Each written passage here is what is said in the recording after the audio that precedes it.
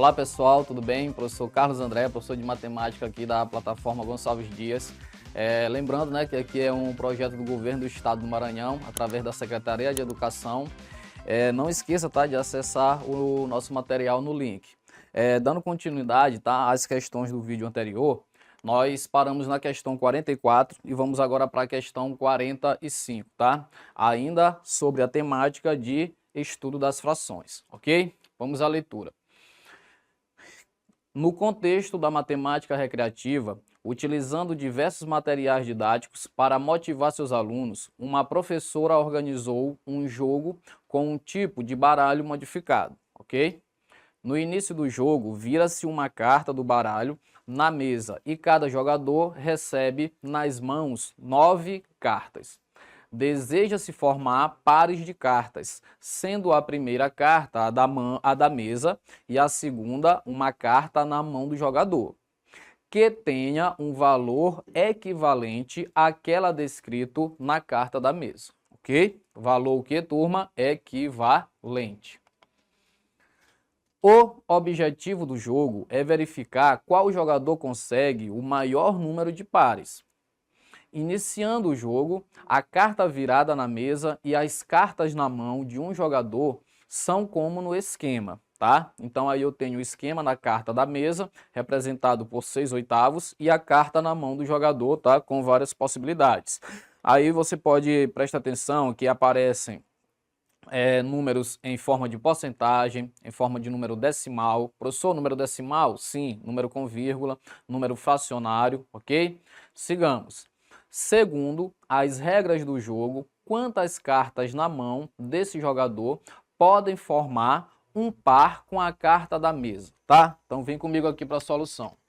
Qual era a carta que aparecia na mesa? A carta que aparecia na mesa era 6/8, ok? Lembrando, né, pessoal, que aqui eu tenho uma fração. Se for possível, a primeira coisa que eu posso fazer é o quê? Simplificar a fração, tá? Então eu vou fazer isso.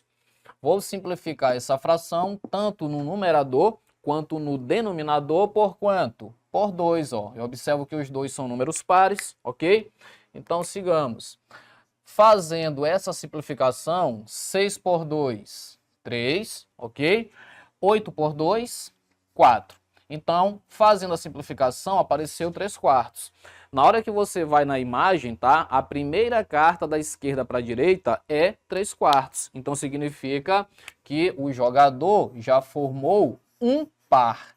Já formou o quê, professor? Um par, ok? Vamos lá. Quando eu tenho esse 3/4, eu posso fazer o seguinte, eu posso pegar 3 e dividir por 4, que vai dar o quê? 0,75, ok? 0,75. E 0,75, turma, também é uma das cartas que aparecem, tá, na mão do jogador. 0,75 é a primeira, segunda, terceira, quarta carta da esquerda para a direita, ok? Então aqui significa que esse jogador, ele já formou quantos? 2 pares, ok? E quando eu tenho 0,75, eu observo que eu tenho 2 casas após a vírgula. Então significa que esse 75 foi dividido por 100. Toda vez, pessoal, que eu tenho um número dividido por 100, esse número também pode ser escrito em forma de porcentagem, tá? Então, 0,75 é a mesma coisa que 75%, tá? E 75%, quando a gente olhar para as cartas que estão na mão do jogador, é a primeira carta da esquerda para a direita, tá? Então, aqui eu consigo formar quantos pares? 1 com 3/4, 2 com 0,75 e 3 com 75. Então, ao todo, eu consigo formar o que? 3 pares, ok? 3 pares está exatamente na alternativa letra E, tá ok? Então, questãozinha aí que fala sobre fração, números decimais, também eu posso escrever em forma de porcentagem, tá ok? Questãozinha muito tranquila. Bora para a próxima? Ainda falando sobre frações. Questão de número 6 diz o seguinte, questãozinha Enem. grandes times nacionais e internacionais utilizam dados estatísticos para a definição do time que sairá jogando numa partida. Por exemplo, nos últimos treinos dos chutes a gol feitos pelo jogador 1, ele converteu 45 chutes, ok? Em gol. Enquanto isso, o jogador 2 acertou 50 gols. Quem deve ser selecionado para estar no time no próximo jogo, já que os dois jogam na mesma posição? Bora lá.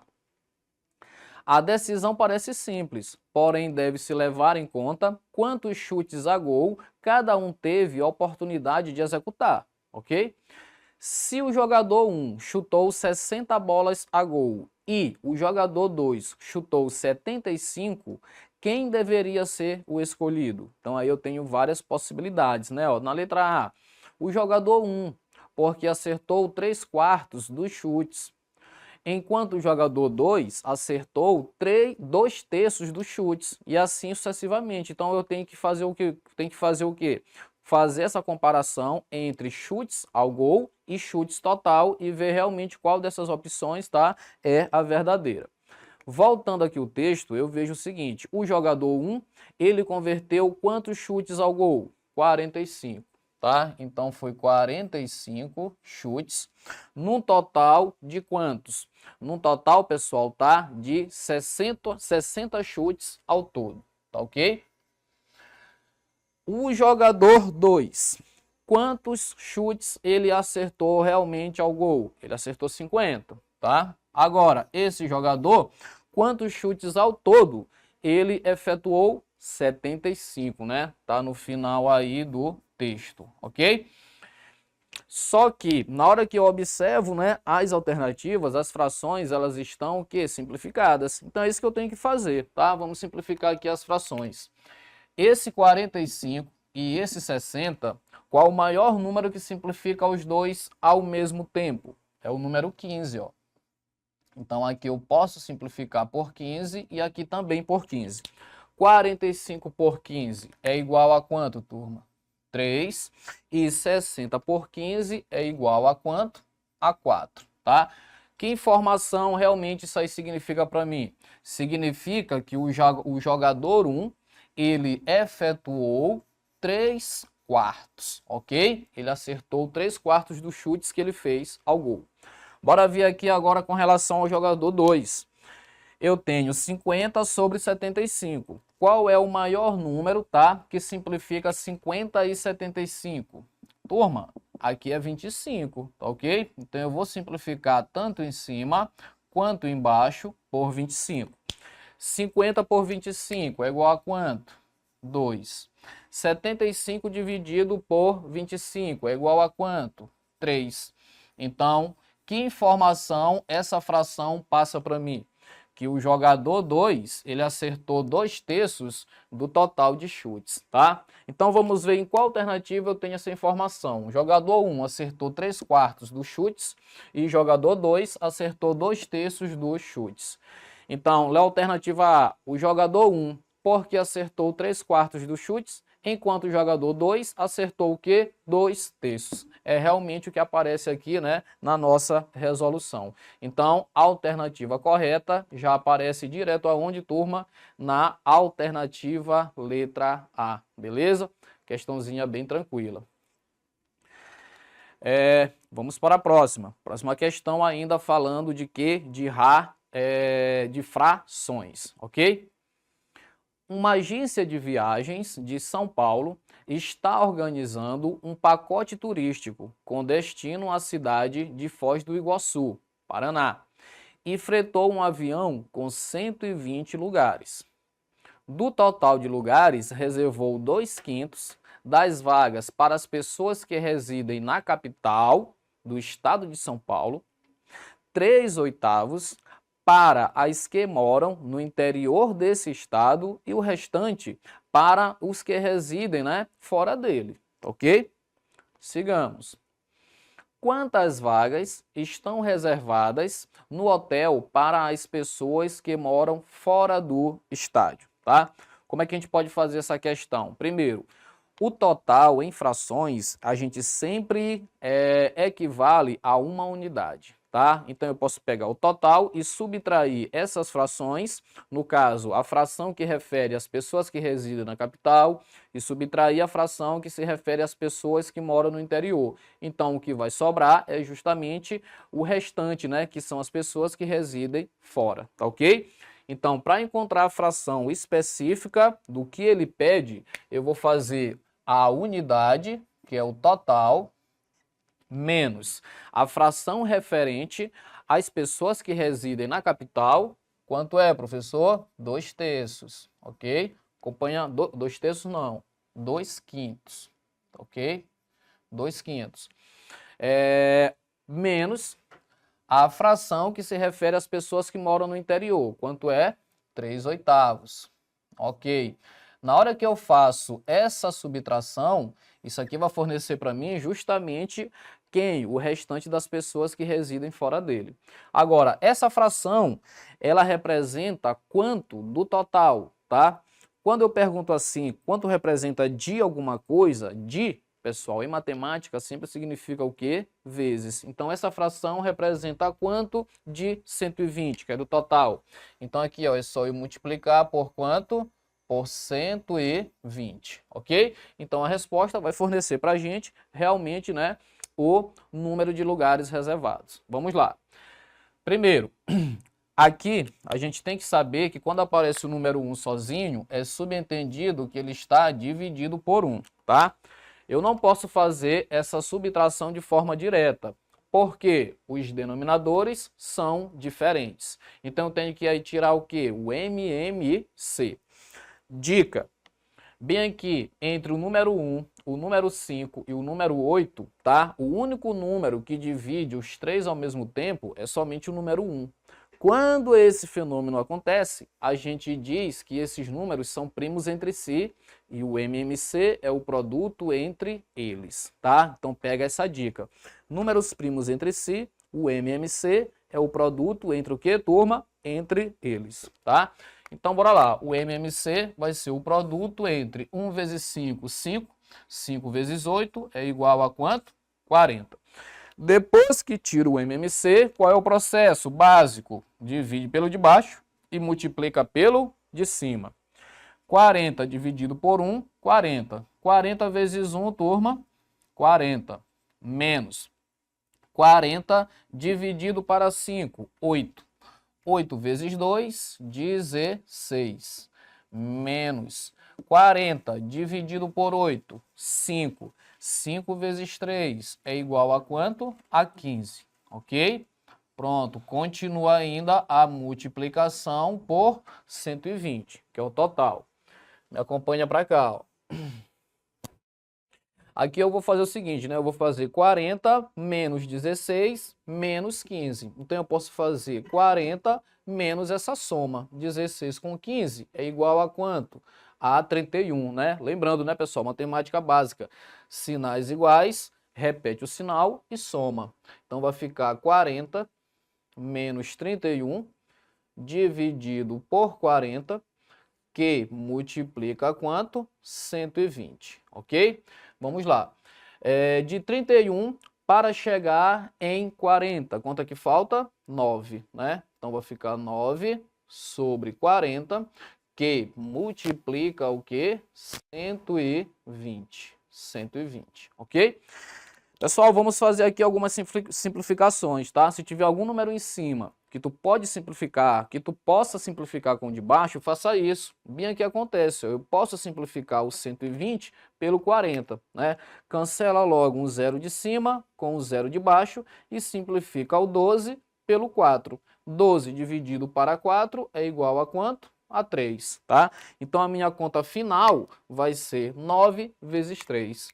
9 vezes 3 é igual a quanto? A 27, tá? Então, turma, o total de vagas reservadas, tá, a pessoas que moram fora do estado é igual a quanto? 27. 27 vai estar exatamente na alternativa letra A, beleza? Muito bem. Aqui, turma, tá? Nós encerramos os estudos das frações. Agora vamos começar um novo tópico, também muito recorrente, tá? Nas provas aí do nosso Exame Nacional do Ensino Médio, que são as grandezas proporcionais, tá ok? Vou só dar uma apagadinha aqui no quadro, para que a gente possa fazer a primeira questão, que se trata de quê? De grandezas proporcionais. Apaga logo essa outra aqui também, para ganhar um pouquinho mais de espaço. Vamos lá. Questão de número 48 diz o seguinte: a resistência mecânica S de uma viga de madeira em forma de um paralelepípedo retângulo é diretamente proporcional à sua largura Bzinho, ok? E ao quadrado de sua altura, representado por Dzinho. E inversamente proporcional ao quadrado da distância entre os suportes da viga, que coincide com o seu comprimento x, conforme ilustra a figura. A constante de proporcionalidade K é chamada de resistência de quê? Da viga. Então, temos aí a imagem com as suas respectivas medidas, tá ok? Largura Bzinho, altura Dzinho e comprimento X. A expressão que traduz a resistência S dessa viga de madeira é, temos aí, né, várias equaçõezinhas em que S é igual a constante de proporcionalidade envolvida com as grandezas do problema, tá? Pessoal, como é que a gente faz esse tipo de questão? Vou te dar uma dica aqui, ó. Essa questão aí, ela tá pedindo que eu monte, né, uma fórmula de acordo com os dados apresentados, né? Para quem? Para a resistência S. Como é que você vai fazer? Essa resistência S, ela será diretamente proporcional, certo? Ao numerador da fração que você vai colocar aqui em cima, ó. Então, tudo que é diretamente proporcional, você vai colocar na parte de cima dessa fração. E tudo que for inversamente proporcional, você vai colocar na parte de baixo, tá? Pega essa dica matadora, para quando você tiver que montar fórmulas com grandezas que envolvem uma equação e depois substituir onde ela é diretamente ou inversamente. Eu vou voltar ao texto, tá? E buscar as informações. Primeiro, eu tenho uma constante K. Então, K vai multiplicar essa fração. Por que eu coloco logo uma fração? Porque eu sei que ele falou que são grandezas diretamente e inversamente. Se fosse só diretamente proporcional, não tinha fração, tá? Você colocaria logo de forma direta. Mas vamos lá. Qual é a primeira grandeza que ele é diretamente proporcional, turma? Ele é diretamente proporcional à largura B. Então, pronto, eu venho aqui e coloco B. E ao quadrado de sua altura. Esse E, em matemática, significa para a gente multiplicação, tá? Ele é também diretamente proporcional ao quadrado da altura, representado pela letra D. Então, fica D elevado ao quadrado. E ele também falou para a gente o seguinte, né? Que é inversamente proporcional ao quadrado da distância, certo? Ou seja, o seu comprimento. Inversamente, você coloca na parte de baixo. Então, quem é o comprimento? X. E é inversamente proporcional a quem? Ao quadrado dessa distância, ao quadrado de x, tá ok? Essa daqui é a nossa resposta. Na hora que a gente vai lá para as alternativas, né, tá um pouco mais compacto. O que foi que ele fez? Ele pegou esse K e multiplicou pelo numerador. Então é isso que eu vou fazer, turma, ó. Então vai ficar K que multiplica B, que multiplica D elevado ao quadrado, tudo isso sobre x ao quadrado, tá ok? Então aqui é a fórmula dessa resistência da viga em função das grandezas citadas, tá ok? E essa relação nós iremos encontrar exatamente na alternativa letra o quê? Letra A, beleza? Então, turma, ó, qual é a dica que eu dou aí para vocês, tá? Caiu questão em que fala de grandezas diretamente e inversamente proporcional e você tem que montar uma fórmula, coloca logo esse esquema aqui, tá? A grandeza que ele quer, no caso aqui foi a resistência da viga, né? Poderia ser uma outra grandeza. Você coloca o sinal de igual, passa a barra de divisão, o que for diretamente proporcional você coloca na parte de cima e o que for inversamente proporcional você coloca na parte de baixo. Depois é só fazer a substituição e procurar a alternativa correta, tá ok? Espero que eu tenha ajudado vocês aí, tá? Nessa nossa aula de frações e agora também com proporcionalidade, né? No caso, grandezas proporcionais.